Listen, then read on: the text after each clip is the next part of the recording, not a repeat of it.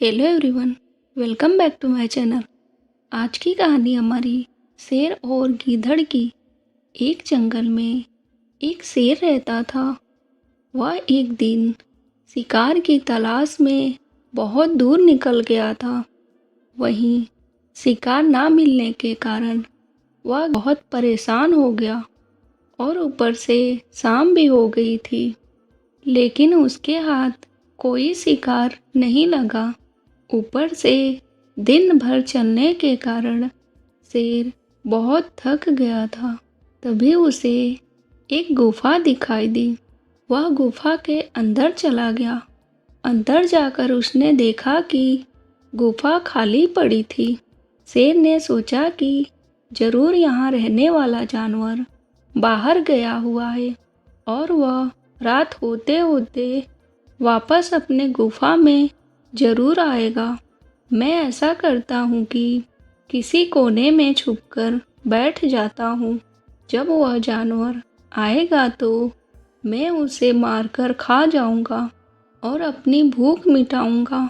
वह गुफा में एक कोने में छुपकर बैठ गया। वह गुफा एक गीदड़ की थी। जब वह लौटकर आया तो गुफा के पास देखा कि शेर के पंजों के निशान दिखाई दे रहे हैं, जो कि गुफा के अंदर जा रहे थे। लेकिन बाहर आते हुए पंजों का निशान उसे दिखाई नहीं पड़ा। वह समझ गया कि उसकी गुफा में कोई शेर गया है। उसे यह भी संदेह था कि वह अभी अंदर ही बैठा हुआ है। यह पता लगाने की शेर गुफा में बैठा या नहीं, उसने एक तरकीब निकाली।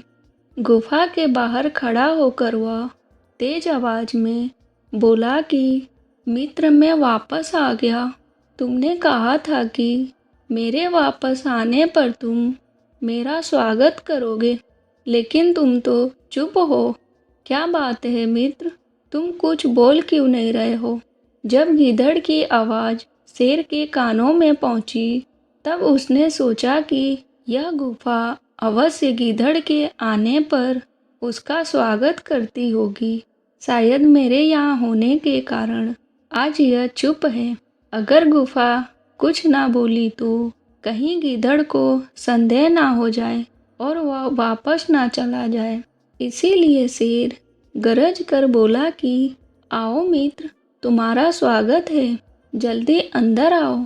शेर की आवाज़ सुनकर गीदड़ बहुत डर गया और वह उल्टे पैर वहाँ से भाग गया। इधर शेर बहुत देर तक गीदड़ के अंदर आने का इंतजार करता रहा, लेकिन शेर का इंतजार करना व्यर्थ रहा। अंत में उसे समझ आ गया कि गीदड़ उसे मूर्ख बनाकर भाग गया है। शेर को अपनी मूर्खता पर बहुत गुस्सा आया, लेकिन अब वह क्या कर सकता था? शिकार उसके हाथ से निकल चुका था। बुद्धिमान वही होता है जो भविष्य में आने वाले संकट को समझ ले और उससे बचने का रास्ता निकाल ले। हेलो, आज की कहानी कैसी लगी? पसंद आई हो तो प्लीज़ मेरे चैनल को सब्सक्राइब करें। बाय।